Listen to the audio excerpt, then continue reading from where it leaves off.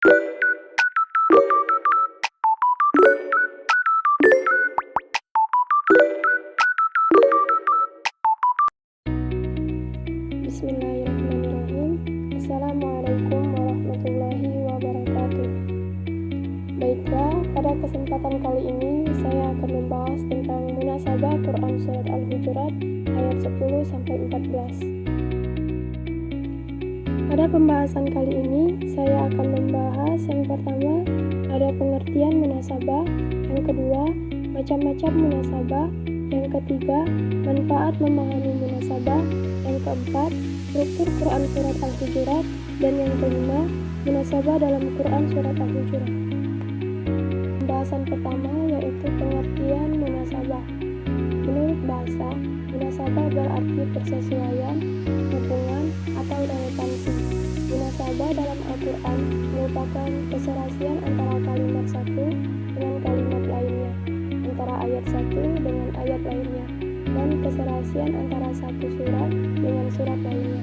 Munasabah merupakan ilmu yang berkaji tentang keserasian dan keterkaitan antara bagian-bagian Al-Quran yang meliputi kata, kalimat, ayat, surat, dan alasan-alasan penurunannya sesuai dengan tartib mushaf. Agar dapat menjawab kritikan, keraguan, dan ketidakpahaman seputar sistematika urutan Al-Quran, baik dari kalangan muslim sendiri maupun dari kalangan non-muslim. Baiklah, selanjutnya itu ada macam-macam munasabah. Yang pertama itu munasabah antara satu surat dengan surat sebelumnya. Al-Suyuti berpendapat bahwa hubungan munasabah antara satu surat dengan surat sebelumnya berperan dalam memberikan penjelasan terhadap isi dari surat sebelumnya. Yang kedua, itu ada munasabah antara nama surat dengan tujuan turunnya. Nama-nama surat biasanya diambil dari topik utama yang dibahas dalam surat tersebut. Sejalan dengan pendapat Al-Suyuti, beliau mengemukakan bahwa nama-nama surat dalam Al-Quran terkait dengan isi surat tersebut. Oleh karena itu, semakin banyak nama yang diberikan pada satu surat, semakin menunjukkan kemuliaan surat tersebut. Dalam konteks munasabah, nama-nama surat harus memiliki kaitan, baik melalui isi atau kedudukan surat itu sendiri. Selanjutnya itu ada munasabah antar kalimat dalam suatu ayat. Kadang-kadang, jenis keterkaitan ini terlihat dan mudah diidentifikasi, tetapi terkadang tidak. Biasanya yang pertama dapat dikenali dengan keberadaan huruf tertentu. Dalam konteks ini, penting untuk memperhatikan dan keterkaitan antara keduanya dapat dilihat melalui bentuk perlawanan, seperti hubungan antara rahmat dan azab serta janji. Berikutnya itu ada munasabah antar ayat yang letaknya berdampingan. Munasabah antara ayat menggunakan pola tafsir ketika makna dari satu ayat atau bagian tertentu dijelaskan oleh ayat atau bagian ayat yang berdekatan. Sebagai contoh, muttaqin dalam ayat kedua dari surat Al-Baqarah dijelaskan maknanya oleh ayat ketiga. Munasabah antara ayat menggunakan pola di mana satu ayat atau bagian ayat memperkuat makna dari ayat yang berdekatan. Yang kelima itu ada munasabah antara suatu kelompok ayat dengan kelompok ayat di sampingnya. Dalam surat Al-Baqarah ayat 1 hingga ayat 20, misalnya, Allah memulai penjelasannya tentang keberadaan dan fungsi Al-Quran bagi orang-orang yang bertakwa. Pada kelompok ayat berikutnya, dibahas 3 kelompok manusia dengan sifat-sifat mereka yang berbeda, yaitu mukmin, kafir, dan munafik. Berikutnya, munasabah antar fasilah atau pemisah dan isi ayat. Jenis munasabah ini memiliki tujuan khusus. Salah satunya adalah untuk menguatkan atau tamkin makna yang terdapat dalam suatu ayat. Selanjutnya itu ada munasabah antar awal surat dengan akhir surat yang sama. Sebagai contoh munasabah ini terlihat dalam surat Al-Qasas yang dimulai dengan penceritaan tentang perjuangan Nabi Musa menghadapi kekejaman Fir'aun serta pertolongan Allah yang memungkinkannya keluar dari Mesir setelah mengalami berbagai tekanan. Surat ini juga menjelaskan bahwa Nabi Musa tidak akan membantu orang-orang kafir. Di bagian akhir surat, Allah memberikan kabar baik kepada Nabi Muhammad yang tengah menghadapi tekanan dari kaumnya, serta janji Allah akan kemenangannya. Yang terakhir itu ada munasabah antar penutup suatu surat dengan awal surat berikutnya. Jika kita memperhatikan pembukaan setiap surat, kita akan menemukan keterkaitan dengan akhir surat sebelumnya, meskipun terkadang sulit untuk melihatnya, seperti yang terjadi pada surat Al-Hadid ayat 1 yang dimulai dengan tasbih. Ayat ini memiliki keterkaitan dengan akhir surat sebelumnya. Baiklah, selanjutnya itu ada manfaat memahami munasabah dalam kajian tafsir dan tadabbur Al-Quran.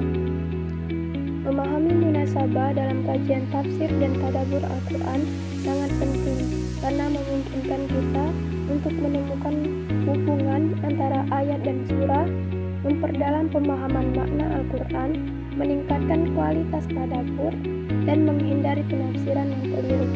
Oleh karena itu, mempelajari ilmu munasabah sangat dianjurkan bagi siapa saja yang ingin memahami Al-Quran secara lebih mendalam dan komprehensif. Pembahasan selanjutnya yaitu struktur surat Al-Hujurat. Surat Al-Hujurat terdiri dari 18 ayat. Surat ini juga termasuk surat Al-Madaniyah. Surat Al-Hujurat merupakan surat yang agung dan besar yang mengandung aneka hakikat, akidah, dan syariah yang penting, mengandung hakikat wujud dan kemanusiaan. Hakikat ini merupakan cakrawala yang luas dan jangkauan yang jauh bagi akal dan kalbu, juga menimbulkan pikiran yang mendalam dan konsep yang penting bagi jiwa dan nalar. Hakikat itu meliputi berbagai manhaj atau cara penciptaan, penataan, kaidah-kaidah pendidikan dan pembinaan, padahal jumlah ayatnya kurang dari 100. Surah Al-Hujurat ini berisi petunjuk tentang apa yang harus dilakukan oleh seorang mukmin terhadap Allah Subhanahu wa Ta'ala dan terhadap Nabi Muhammad SAW dan orang yang menentang ajaran Allah dan Rasul-Nya, yaitu orang fasik. Surah Al-Hujurat secara umum dapat dibagi menjadi 3, yaitu pembukaan, isi utama, dan penutup. Pembukaan yaitu ayat 1-5. Bagian ini berisi seruan kepada orang-orang beriman untuk menghormati Allah dan Rasul-Nya. Ayat-ayat ini menekankan pentingnya adab dan sopan santun dalam berinteraksi dengan Rasulullah SAW, serta larangan untuk mendahului Allah dan Rasul-Nya dalam mengambil keputusan. Yang kedua itu isi utama, yaitu ayat 6-13. Bagian ini membahas berbagai masalah sosial dan etika, termasuk pentingnya verifikasi informasi. Pada ayat 6, perintah untuk menamaikan perselisihan antar saudara seiman. Pada ayat 9-10, larangan berprasangka buruk dan mencari-cari kesalahan orang lain atau tajasus dan ghibah. Pada ayat 12, penjelasan tentang kesetaraan manusia di hadapan Allah dan bahwa yang paling mulia di antara mereka adalah yang paling bertakwa. Pada ayat 13. Yang ketiga itu ada penutup, yaitu ayat 14-18. Bagian ini menjelaskan perbedaan antara iman dan Islam. Ayat-ayat ini menekankan bahwa iman sejati adalah keyakinan yang tertanam dalam hati dan dibuktikan dengan amal perbuatan. Penjelasan bahwa Allah Maha mengetahui segalanya. Pembahasan selanjutnya yaitu munasabah dalam Quran surat Al-Hujurat ayat 10-14. Kesesuaian isi dan kandungan dari kelima ayat tersebut adalah ayat 10 menjelaskan bahwa sesungguhnya orang-orang mukmin itu bersaudara, seperti hubungan persaudaraan antara orang-orang seketurunan, karena sama-sama menganut unsur keimanan yang sama dan kekal. Larangan perilaku tercela memicu perselisihan dan permusuhan antar saudara seiman. Oleh karena itu, seorang mukmin wajib mendamaikan perselisihan antara saudara yang semukminnya, menjaga persatuan dan kesatuan umat Islam, dan takwa kepada Allah Subhanahu wa Ta'ala sebagai landasan persaudaraan. Dalam ayat 11, Allah Subhanahu wa Ta'ala menjelaskan bagaimana sebaiknya pergaulan di antara orang-orang beriman.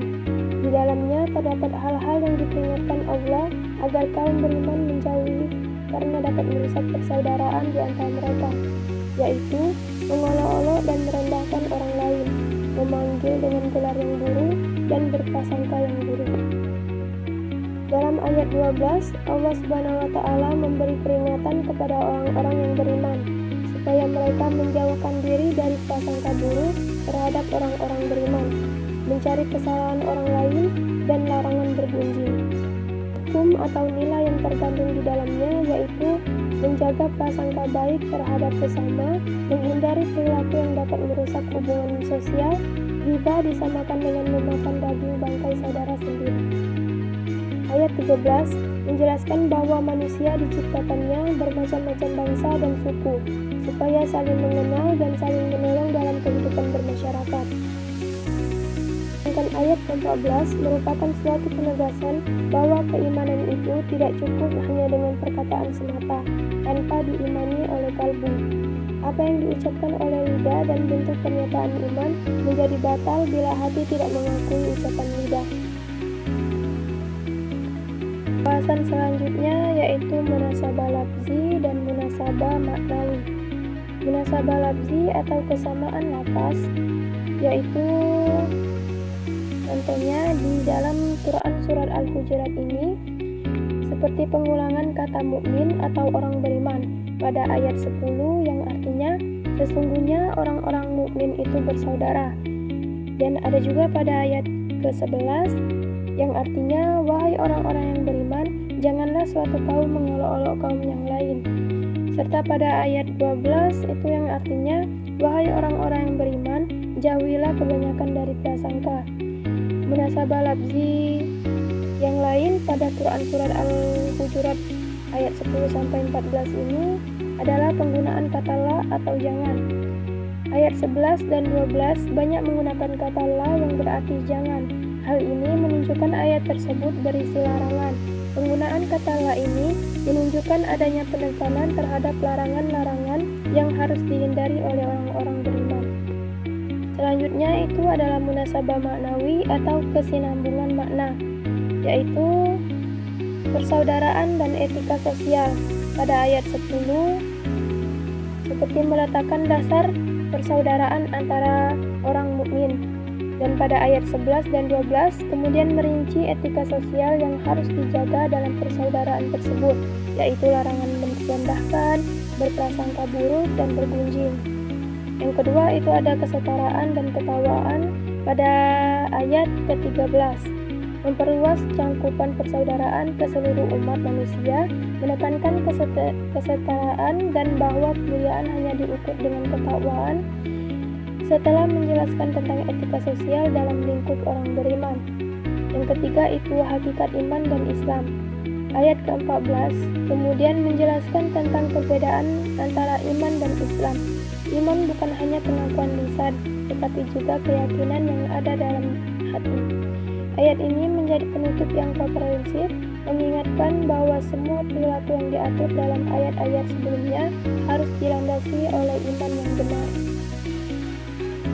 Ya teman-teman, mungkin hanya ini saja yang bisa saya jelaskan. Apabila ada salah kata, saya mohon maaf. Kepada Allah saya mohon ampun. Saya akhiri. Wassalamualaikum warahmatullahi wabarakatuh.